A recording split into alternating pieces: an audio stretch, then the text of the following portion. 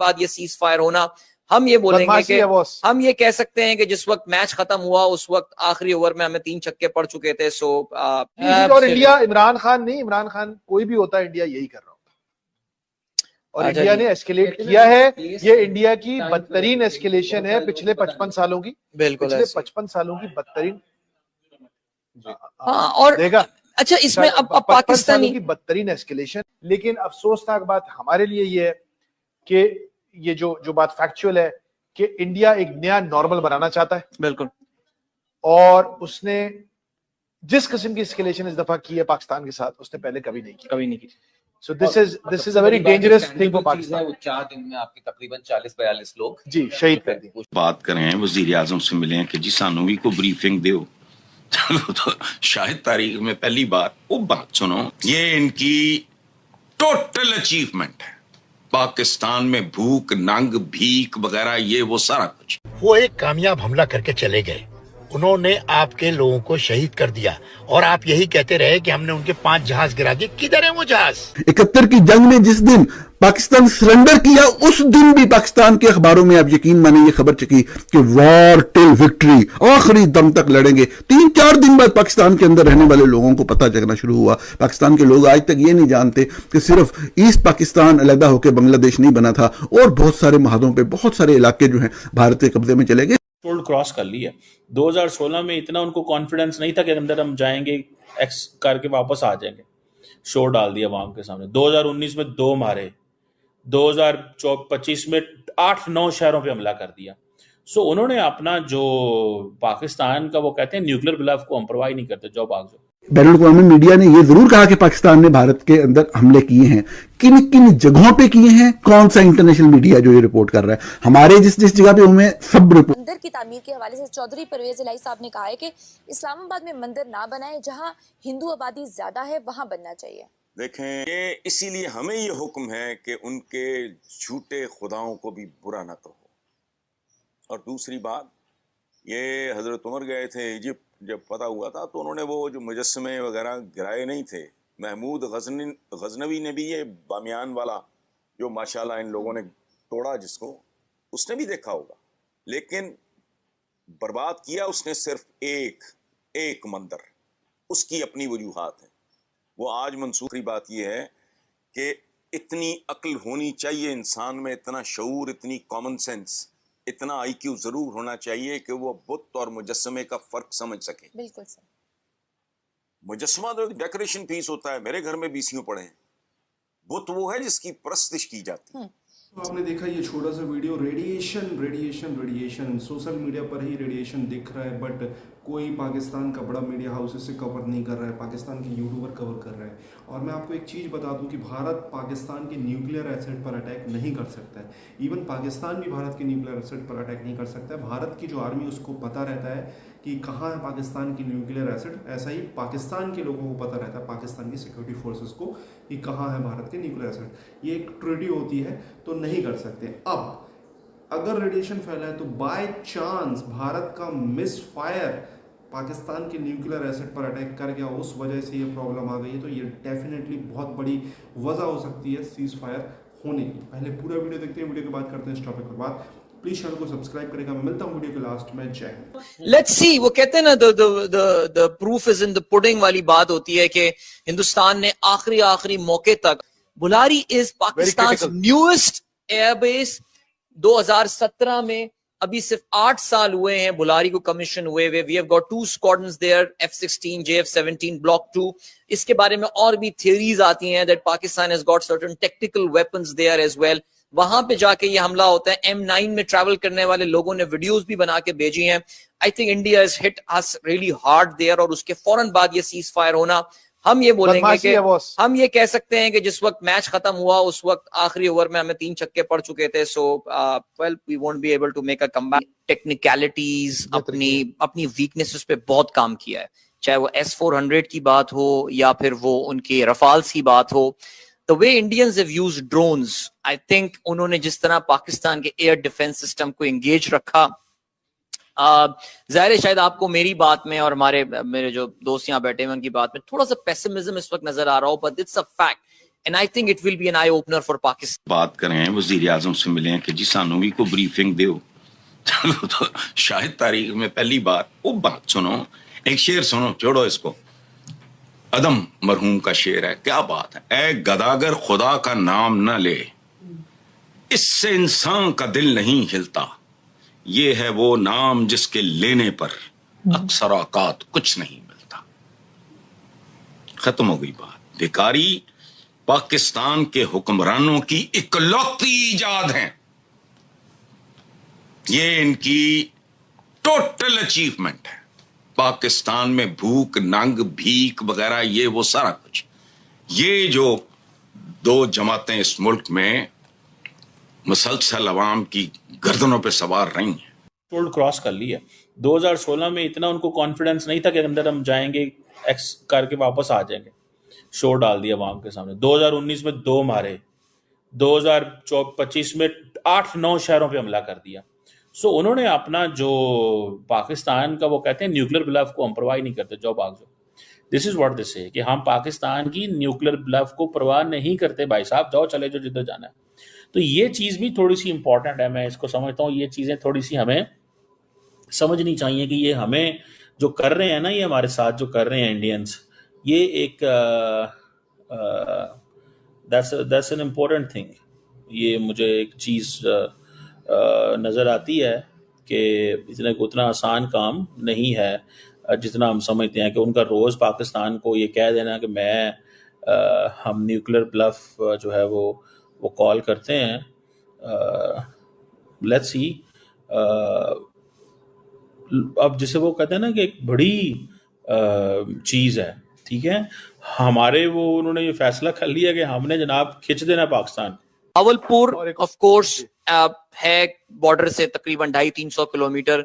हैदराबाद आके जो हिट हुआ है, बुलारी के बारे में कहा यह जाता था कि वहां पे बेस बनाने का शायद मकसद ही यही था, to keep this thing geographically away from the entire जो आपकी इंडिया बॉर्डर के पास से। और तभी आपने अपने बड़े टॉप यहाँ पे जो टॉप फाइटर पायलट्स वगैरह भी उधर ही बेस किए हुए थे।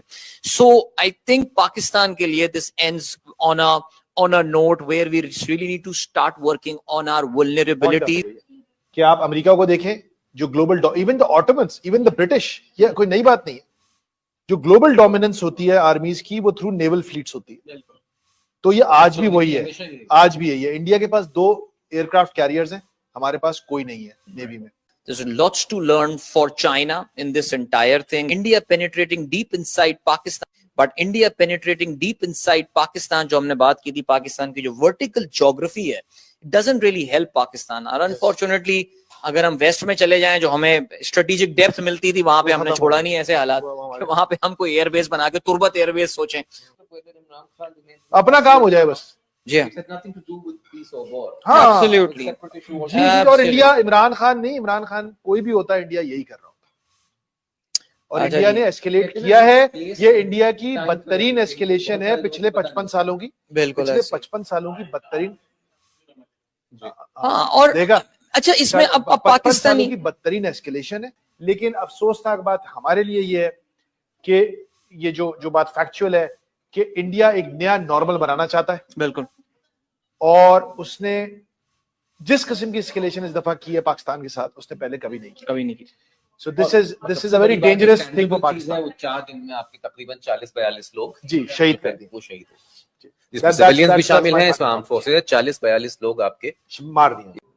पाकिस्तान को हमने खींच देना है, ठीक है जी, और पाकिस्तान को हमने उड़ा देना है, वो सीधा सीधा ये कह रहे हैं, ठीक है जी। अब लेट्स सी किस तरह ये चीज़ें इन्होंने चलानी है और किस तरह इन्होंने हमारे साथ क्या करना है, कि इसी तरह लड़ना है जिस तरह वो तैयार है। अगर लड़ना है तो पाए ना अपने S-400 ले लो, सीधी सी बात है। आपको भी ये बैटरियां चाहिए, जो मैं आपको बात बताने लगा था। तो आई मेट समवन, उन्होंने कहा जी हम भी रशिया के S-400 गए थे, अब तो खैर 500 आ गया। तो ये है कि हमारे पास वो $5-6 अरब नहीं है, $10 अरब नहीं है। हमारा टोटल बजट ही $11 अरब का, हम कहाँ से लें वो? तो हमें फिर डिफेंस और तरीकों से करना पड़ता है, ठीक है। हमारा जो स्टाइल है, वी डोंट हैव रिसोर्सेज, याद रखें हमारे पास वो रिसोर्सेज नहीं है जो इंडियंस के पास हैं। इसके बावजूद पाकिस्तान ने हमला करने में कामयाब हुआ, ठीक है। और दूसरी ये है कि इन केस अगर पाकिस्तान बड़े मिसाइल मारता तो फिर तो S-400 काम नहीं करता, क्योंकि उसकी रेंज और थी, वो उसने फिट कहीं और जाना था। अगर हम साउथ में मारते हैं या आप उधर नॉर्थ में ईस्ट में मारते हैं या और जगहों में मारते हैं, खैर तो ये चीज़ें जो है ना वो दैट इज़ देयर। सो पाकिस्तान को S-400 लेना पड़ेगा, अगर नहीं लेता तो भाईजान वो उनको ये आपके ऊपर स्ट्रेटेजिक एज रहेगा। बल्कि S-500 लें। अब हम कहाँ से लें, फिर सवाल ये पैदा है, 11 अरब डॉलर का डिफेंस बजट कहाँ, 80 अरब डॉलर का डिफेंस बजट, जमीन आसमान का। 600 अरब डॉलर के फॉरेन एक्सचेंज रिजर्व पड़े हैं, 650 अरब डॉलर। हमारे पास ये थोड़े से पैसे रिजर्व होते हैं, हम तो IMF के पास भाग के जाते हैं। लेकिन at least we establish deterrence, that is one thing India को इस चीज का पता है। Why would India have come on table अगर पाकिस्तान मिसाइल ना मारता? मिसाइल ना मारता तो इंडिया कभी भी टेबल, वो तो आपको रोज मारते। मैं कहता हूं अगर आपके पास ये मिसाइल ना होते और इंडिया ने रोज हमें मारना करना था, रोज डेली भेजना था हमें, ये तो अभी 4-5 साल बाद है ना, उन्होंने वैसे ही चला देना थी। आपको याद नहीं है कि किसी दिन मिसाइल चला दिया था, उन्होंने कहा जी वो आया इधर चीचा वतनी आ गया था। उस वक्त ही पाकिस्तान ने बड़ी बेवकूफ़ी की थी। दरअसल पाकिस्तान का ये है कि पाकिस्तान क्राइसिस मोड में रहता है। So the more we are in crisis mode, हम चीज़ों को डीएस्केलेट करने के चक्कर में लाते हैं। इंडिया बड़ी गेम का खिलाड़ी है तो वो पाकिस्तान को प्रोवोक करता है, कहता चल आ सामने जरा। हम वो उस गेम के खिलाड़ी नहीं है। आप मेरी बात समझ रहे हैं? सो मुझे ऐसे लगता है कि ये this is what we need to do. हमें इस चीज़ को थोड़ा सा वो करना होगा। और अगर हमने ये ना किया, सही तरह हमने मज़े ना लिए इस चीज़ के कि अपनी दिफा के हवाले से, तो हम मारे जाएंगे। क्योंकि इंडिया ने आप देख लिया उन लोगों को, वो कह रहे हैं कि हमने पाकिस्तान का दिफाई सिस्टम है ही कोई नहीं। अब इंडियंस को ये पता चल गया पाकिस्तान का दिफाई सिस्टम है ही नहीं है। They are into this game. ये चीज़ को याद रखें कि पाकिस्तान का दिफाई सिस्टम नहीं है। So let's see what comes into, क्या होता है। आप अगर हमसे जुड़ा, दोस्तों जैसा कि मैंने आपको बताया, भारत और पाकिस्तान दोनों की सिक्योरिटी एजेंसीज शेयर करती हैं क्या डेटा कि उनके न्यूक्लियर एसेट कहाँ पर हैं, कैसे हैं, सुरक्षित हैं, किस लोकेशन पर है। ठीक है, तो मैंने आपको क्लियर बता दिया। तो भारत पाकिस्तान के न्यूक्लियर एसेट पर अटैक नहीं कर सकता, वैसे ही पाकिस्तान भारत के न्यूक्लियर एसेट पर अटैक नहीं कर सकता। बट यार कर भी सकता है, कुछ पता नहीं है, बट ये ऐसा है। तो जो सरगोदा के पास केराना हिल्स है, जिसका मतलब शोर मचा हुआ है इंटरनेशनल मीडिया पर कि वहाँ पर बोरॉन भेजा गया है। बोरॉन मिस्र से आया है, USA से टीम आई है साइंटिस्ट की, जो रेडिएशन फैला उसको कवर करने के लिए। रेडिएशन न्यूक्लियर ये वो अगर पाकिस्तान में फैलेगा तो कहीं ना कहीं हवाएं इस समय ऐसी चलती हैं कि भारत में भी आ सकता है। तो सोच सकते हो आप, ये बहुत बड़ी घटना है। और लोग कह रहे हैं, बहुत सारी चीज़ें कह रहे हैं, सोर्सेज बता रहे हैं कि यही मेन रीज़न है पाकिस्तान भारत के बीच जो एकदम से सीज फायर हुआ उसका। क्योंकि रेडिएशन को कंट्रोल करने के लिए USA ने बोला कि हमें बहुत मतलब बात आगे जा चुकी है, जिसकी वजह से ये चीज़ें एकदम से सीज फायर करके रेडिएशन को कंट्रोल करेंगे। बट पाकिस्तान का हो सकता है ये बहाना भी हो कि उनके न्यूक्लियर एसेट पर अटैक हो गया है, जिस तरीके से मतलब एक ये मतलब बहाना हो सकता है कि भाई ये बहाना बना के हम जो वॉर है किसी तरीके से सीज फायर कराएं और बात खत्म कर दें। तो आपको क्या कहना है, कमेंट अपनी राय दें, चैनल को सब्सक्राइब करें। बाकी कश्मीर में आप देख सकते हो किस तरीके से अभी भी आतंकवादी हथियारों के साथ मिल रहे हैं, इंडियन आधार कार्ड के साथ मिल रहे हैं। इनकी प्लानिंग देखिए आप। मैं एक चीज़ बताना चाहता हूँ, इसमें लोकल कश्मीरी अगर साथ नहीं देगा तो ये चीज़ें नहीं होगी, बट लोकल कश्मीर साथ दे रहा है, बस इस वजह से ये चीज़ें हो रही हैं। तो सीरियसली कश्मीर के लोगों को भी लगना चाहिए कि आपको ये चीज़ें आप करोगे, डेफिनेटली इंडिया पाकिस्तान के बीच वॉर होगी, आप तो बैटलफील्ड बनोगे। और बैटलफील्ड जो बनता है उसका सबसे ज़्यादा नुकसान होता है। अभी आप देख रहे हो कश्मीर में जो यहाँ से गोलाबारी, वहाँ से गोलाबारी, तो कश्मीर के लोगों का इसमें कितना नुकसान हो रहा है। तो आप करो, आपके जो लोग ये कर रहे हैं ना उनको आप रोको, किसी तरीके से बोल दो कि ये कुछ नहीं होगा। और अगर आप ये अच्छे से रहोगे तो भारत की तरफ से इतना टूरिज्म है कि आप लोगों को तो बैठे बैठे आपके यहाँ पे पैसे आने वाले हैं। आप लोग होटल खोलो, वहाँ पे आप क्या क्या कर सकते हो। लेकिन आप लोग अपनी इमेज ऐसी बनाओगे तो डेफिनेटली रह ही आएगी कश्मीर की खूबसूरती, और आप वहीं पे भेड़ चराओ, बकरी चराओ, वही पुराने जो तरीके हैं पैसे कमाने के वही करो, और इससे ज़्यादा आपका लाइफस्टाइल नहीं बढ़ पाएगा। हालांकि वो काम भी छोटे नहीं है, मैं ऐसा नहीं कह रहा हूँ, क्योंकि मेरे बहुत सारे करीबी दोस्त शायद वो काम करते हैं तो वो भी प्रोफेशनल तरीके से करते हैं तो अच्छा पैसा बनाते हैं। बट मैं बता रहा हूँ कि कश्मीर का जो टूरिज्म में जो स्कोप है उसको डिस्ट्रॉय करने वाले सबसे मुख्य हैं कश्मीर के लोकल लोग, सारे लोकल लोग नहीं जो आतंकवादियों का साथ देते हैं वो। तो वो अगर जिस दिन पाकिस्तानियों के जाल से निकल गए तो डेफिनेटली कश्मीर में शांति रहेगी। और क्या बोलूँ मैं, पाकिस्तान तो अपने जीत का जश्न सेलिब्रेट करता ही जा रहा है, इन फ्यूचर पता चलेगा। और भारत के लोगों में एक हेटनेस आई है अमेरिका को लेके, डोनाल्ड ट्रंप को लेके, जो कि उनका रवैया रहा है। और डोनाल्ड ट्रंप अभी हाल ही में अरब कंट्रीज़ में ऐसे लोगों से मिल रहे हैं जिनको उन्होंने सबसे बड़ा आतंकवादी घोषित किया।